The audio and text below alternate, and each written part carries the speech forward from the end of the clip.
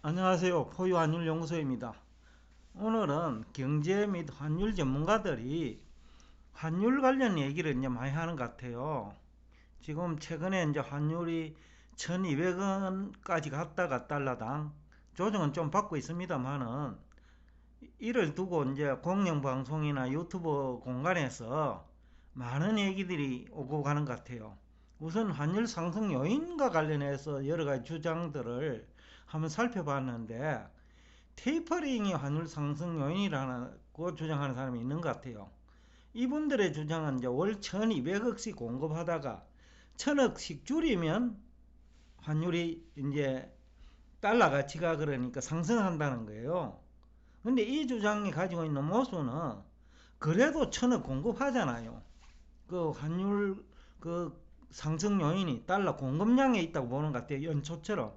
연초에도 달러 공급이 많으니까 달러 가치는 하락하고 원화 가치가 상승한다고 했잖아요.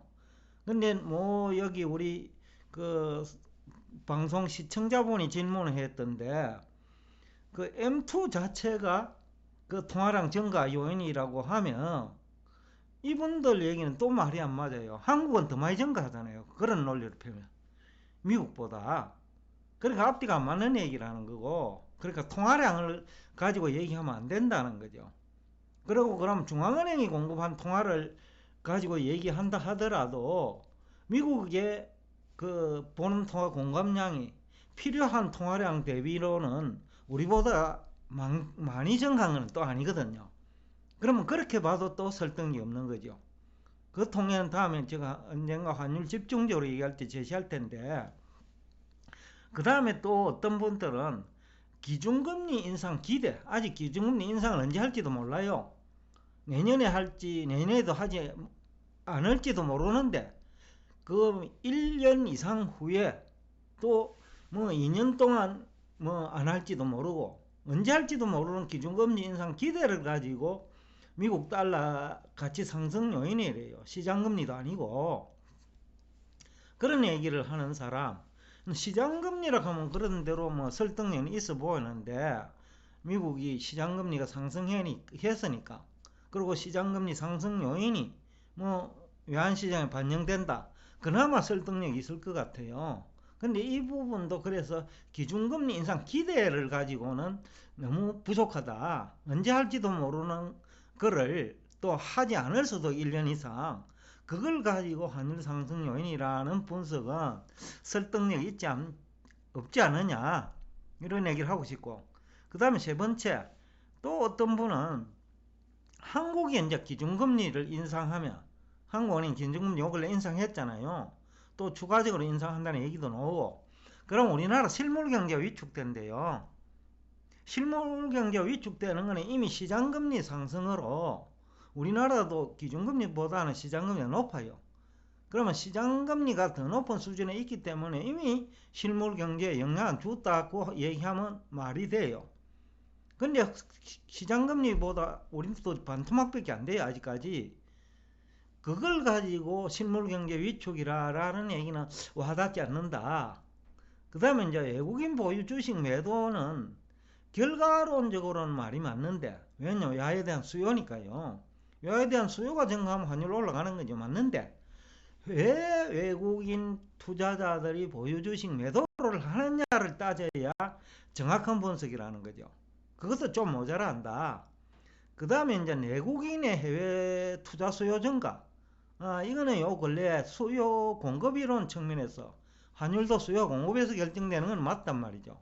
그러면 내국인이 해외 투자 수요는 증가하는데, 그거는 뭐 지금까지 한 얘기 중은 그나마 제일 설득력이 있는 것 같아요.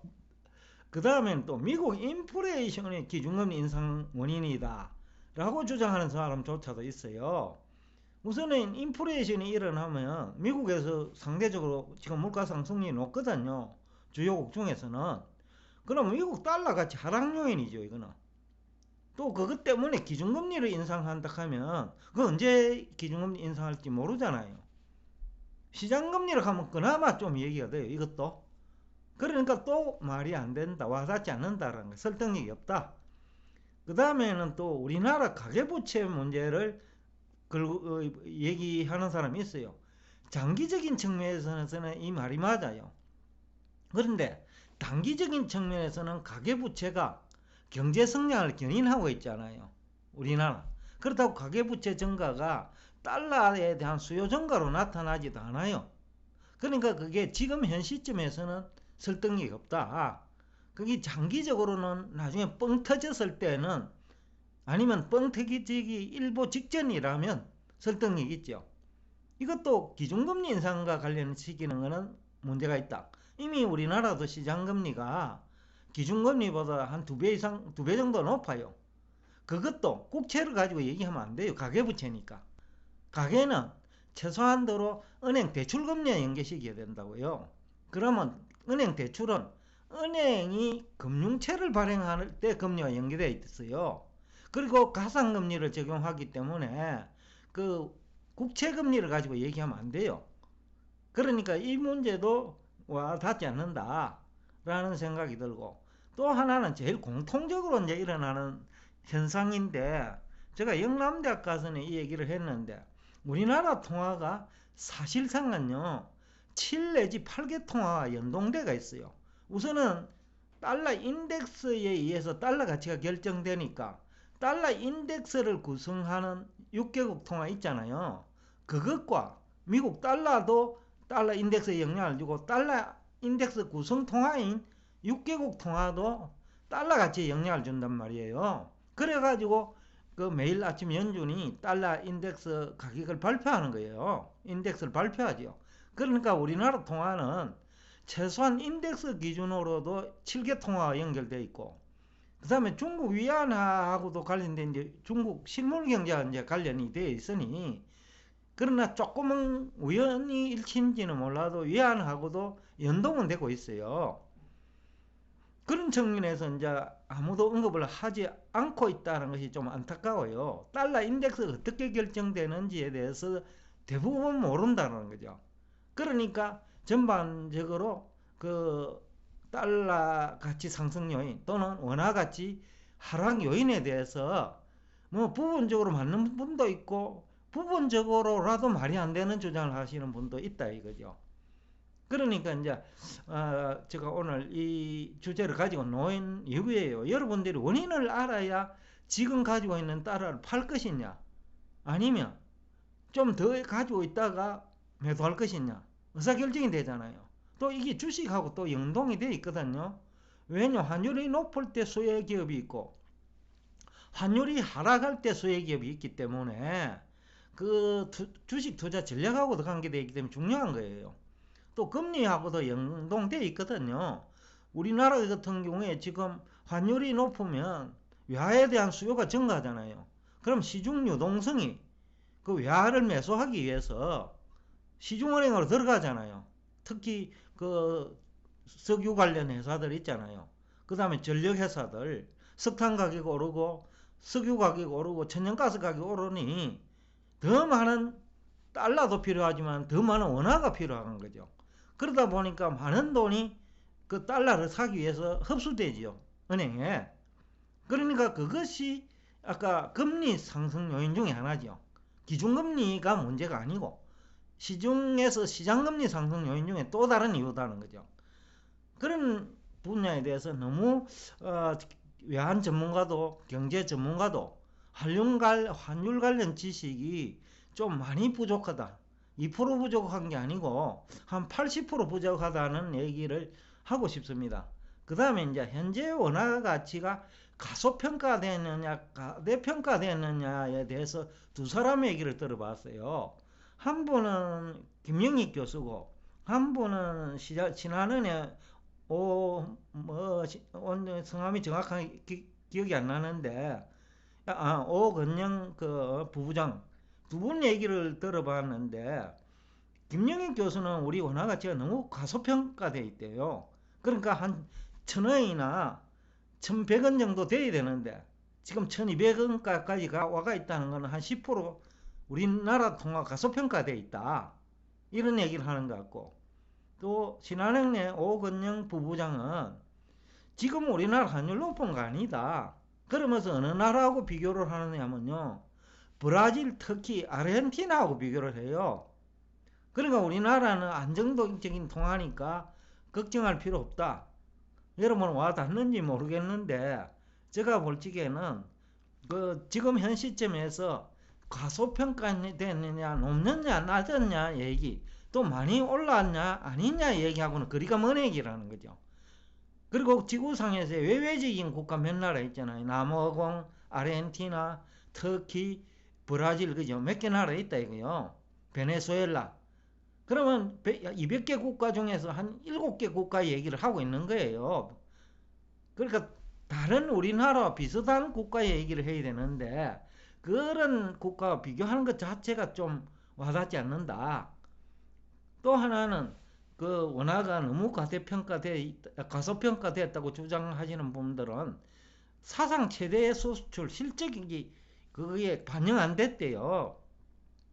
뭐 그런데 앞에서도 얘기했지만은 수출 많이 하면 뭐 합니까? 무역 수지가 나빠지면 그러면 돈이 모자란단 말이에요. 그리고 무역 수지 중에서는 돈을 현재 못 받는 쉽게 하면 당장 달러 공급이 수반되지 않는 수출이 있어요. 지금 해외 지사가 많기 때문에 우리나라 기업들 많이 나가 있잖아요. 그러면 예상 매출금 형태로 팔면 돈은 안 들어오고 수출만 일어나는 거예요. 근데 수입은 당장 돈을 줘야 돼요. 원유 같은 거 이런 거는 또 원유를 수출하는 입장에서 너네들 아니라도 사갈 사람 많아 현찰 내놔 이란다고요. 그러니까 달러 수요는 있고 공급은 제대로 안 되는 거예요. 그러니까 수급 원리상 이 얘기도 안 맞다라는 거죠. 그 다음에 외환 보유가 충분한다는 얘기인데 이게 가용 외환 보유가 충분해야지 가용할 수 없는 외환 보유고는 외환 시장에 영향을 상대적으로 적게 줍니다. 또 외환 보유고 성격이 유사시에 쓰려고 놔준 것이지 그냥 지금 환율 올라간다고 무득대고 푸는기 위해서 가지고 있는 돈이 아니에요. 유사시에 돈이 외화가 부족할 때 중앙은행이 가지고 있는 외화를 공급하는 거거든요. 목적이. 그러니까 이 부분에 대해서 이해가 부족하다. 또 어떤 분은 미국 경상수지 적자래요. 그러니까 미국 달러 가치가 떨어져야 된다. 이 논리를 가지고 이야기하면요. 지난 40년 동안 미국 달러가 계속 떨어져야 돼요. 다른 나라 통화 가치는 일본이나 한국은 계속 올라야 되고 지난 10년 동안. 그러니까 미국은 10년 동안 계속 내려야 되는 거예요. 그러니까 이 논리도 와닿지 않는다. 또 연초부터 하는 얘기 있죠. 미국 달러 공급이 가다다. 그러니 달러 가치 떨어져야 되지 않느냐. 그러면 우리 원화 가치는 실제 우리가 생활에 필요한 M2 기준으로 하면 총통화 기준으로 하면 미국보다 더 불렸어요. 그러니까 와닿지 않는다는 거죠. 왜냐하면 실생활에 필요한 거는 중앙은행이 공급한 현금 통화가 아니거든요. 미국도 마찬가지고 한국도 마찬가지예요. 총통화를 가지고 하기 때문에 달러 공급 가다는 중앙은행을 가지고 얘기해야 되고 또 총통화를 가지고 하더라도 미국보다 한국이 더 풀렸다는 거예요. 그러니까 와닿지 않는다 이 주장도. 또 미국 재정적자 과다 이 얘기를 하는데 미국만 재정적자인가요? 유럽도 뭐 일부 국가는 평균으로는 유럽이 재정적자가 될 수 있어요. 그러나 유럽이라는 국가는 재정위기를 경험한 남부 유럽 국가들 그리고 독일처럼 건강한 독일이 이제 건강하기 때문에 상대적으로 유로화 가치가 사실상 독일만 놓고 보면 가소평가됐다는 얘기가 돼요. 근데 독일만 제외해버리면 재정적자가 미국보다 많다라는 거죠. 그러면 통화 가치가 특정 국가 하나만 놓고 볼 것이냐 아니면 19개 국가 중에 18개국을 오히려 가지고 얘기를 해야 되느냐 이 측면에서도 설득이 없다는 겁니다. 오늘 이제 제가 한 얘기는 여러분들이 이제 제대로 환율이 상승하고 하락하는 요인을 알아야 내가 가지고 있는 외화를 지금 매도할 것인지 아니면 좀 더 있다 매도할 것인지 얘기도 되고 그 다음에 내가 주식 투자를 한다면 어떤 주식에 투자할 것이냐에 관련된 얘기이기 때문에 제가 중요해가지고 오늘 여러분과 이 주제를 가지고 대화를 나누고 있습니다. 오늘도 끝까지 경청해 주셔서 대단히 감사합니다.